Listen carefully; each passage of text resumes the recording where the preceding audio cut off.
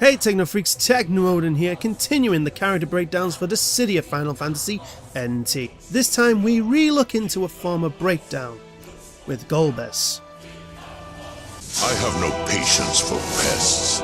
So another marksman, Golbez excels in the early game, using good spell variety and great movement to make an example of his enemies. He does this through his unique mechanic, the Shadow Dragon. Like in his game of Origin Final Fantasy IV, Golbez is joined by his Shadow Dragon, buffing his BP attacks, increasing their range, size, spell priority and damage, while also buffing his glide speed while casting them. The dragon also adds effects to his HP attacks, making them way more dangerous with the dragon than without. If Golbez takes 1000 HP damage, which is the starting amount of BP needed, the dragon will die, heavily nerfing his attacks. So don't lose the dragon. For BP attacks we start with his neutral ground, Arctic Assault, where Golbez shoots a blast of ice to the opponent. Its speed and range make it one of your main attacks to use while on the ground. His forward ground, Gale Sphere, has Golbez conjure a great orb of wind that hunts the opponent. Its tracking's okay, and its speed is on par with Onion Knight's Aroga. Use it to keep the enemy distracted so you can hit them with a neutral attack. His backwards ground, Lingering Spark, has Golbez create an orb of lightning that shoots out smaller orbs in rapid fire, dealing damage and locking the enemy into place with stun. You can use this to help extend teammates' combos or link with other spells to make damaging combos of your own.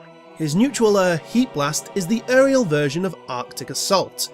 The difference between the two, apart from being one is fire and one is ice, is that Heat Blast has some splash damage if another enemy is close to the target. Otherwise, use it the same way. His forwarder, Aqueous Orb, is the slower, better tracking H2O infused brother of Gale Sphere. It is pretty much the Emperor's blue or red souls. Combining this with the moves above makes a bullet hell that enemies really struggle with. His backer, Terror Storm, has Golbez create 5 boulders that fires off in a flying V formation. This attack is great for keep away, and that's what you want to mainly use it for. His dash attack is Abyssal Quasar, an AoE attack where Golbez... I don't know what's actually going on here, but it looks cool. It's essentially a massive explosion. I didn't have to read the move list to see what it actually was. True story, bro. The move is slow and size is dependent on the dragon being alive or not.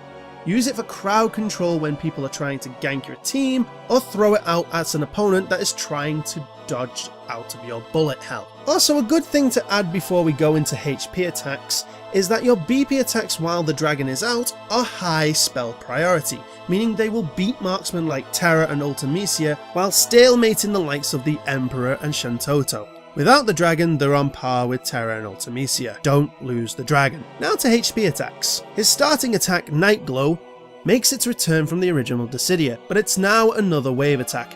It has the pretty standard wave range, but has a better downwards tracking, while being a bit slow. With the dragon equipped, Golbez will give off a small AoE blast around him, protecting him 360 degrees, making it harder to interrupt. But it's nothing special. His second HP attack, Genesis Rock, also makes its return, only this time you just throw out a single rock at the opponent. The dragon comes to the rescue with this, as you can charge the ability, making it harder to predict, but with news of a patch in the future adding some more buffs to the dragon side, such as better tracking and the ability to pierce through enemies, makes it a little bit better. Without it, it's just I threw a rock at him. It was a big rock. His third HP attack, Black Fang, gets an upgrade from the past game's glorified BP attack he could only use during EX mode, to now being a full-fledged HP attack, where Golbez charges up dark energy, then releases it in the form of a dark spike erupting from the ground. It doesn't have a range limit, meaning the opponent can be on the other side of the map and it will still hit. However, the balance is that you have to fully charge it for the move to do anything, and the charge time is long, leaving you very much open to attack, though you can glide and cancel whenever you need. Being one of the dragon's signature moves from Final Fantasy IV, the dragon makes this move way worse for the enemy, as it causes the target to slow down when casting, making them use up more dash gauge to get away. His 4th HP attack is Meteor, a powerful attack that sends a giant meteor crashing down to the opponent. Range is okay and its AoE is decent, but it's the dragon boosted version that is king. With the dragon out, Meteor becomes Twin Meteor, where you get 2 for the price of 1, making this harder to dodge and easier to get multi-incaps. As for which one is better, there's no question. Black Fang is out and out the best, with Twin Meteor coming in close second.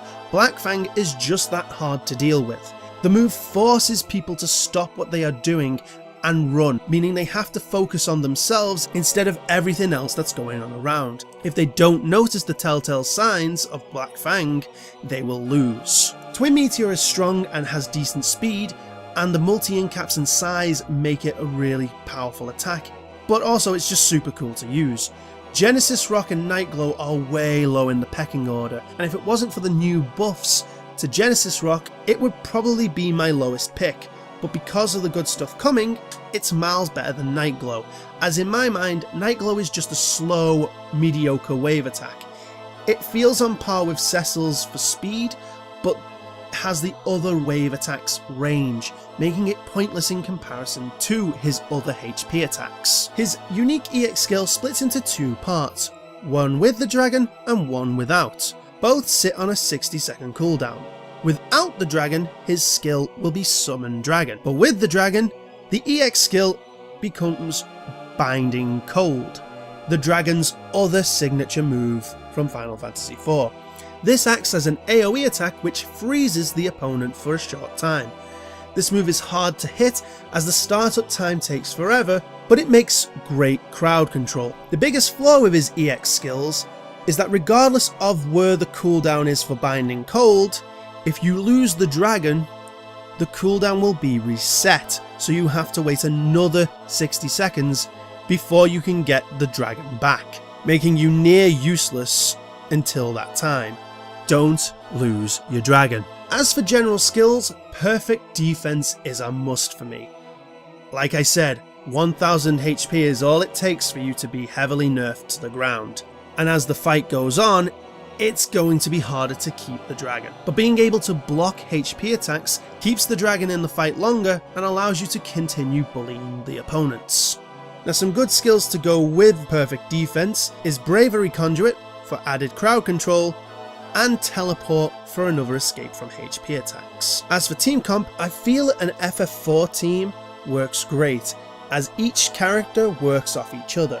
Dark Knight Cecil is able to protect Golbez from rushing enemies looking to get rid of the dragon, while Golbez can conjure bullet hell to keep Kain in a more opportunistic position. Overall, Golbez is a pretty straightforward marksman. His moves aren't anything special, but they are easy to use. However, I do think he is the weakest marksman, as although his moves are high spell priority, that really means nothing as nearly every marksman has at least one HSP move, and some can send that move out faster than you can. Plus, you only have that high spell priority with the dragon out. As soon as that dragon is gone, you become worse than every marksman out there. It wouldn't be so bad if the trade-off was it was a chore to get rid of the dragon, but it only takes one default value HP attack to remove said dragon, which is very unfair, as you are main target priority at the very start. You see, to be really good at this game, you have to figure out threat priority. For example, here we have my first Cloud of Darkness fight. We go up against a team of Noct, Golbez and Zidane. Right now, on paper, we have the rock, paper, scissors advantage. But look at the enemy team again. Zidane and Noct won't trouble us too much.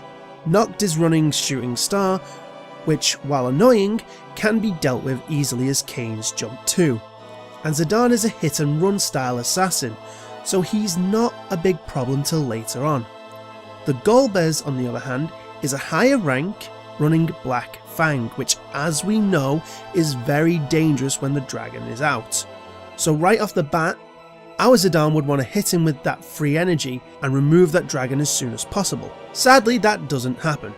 Zidane goes off, leaving me to deal with the Golbez.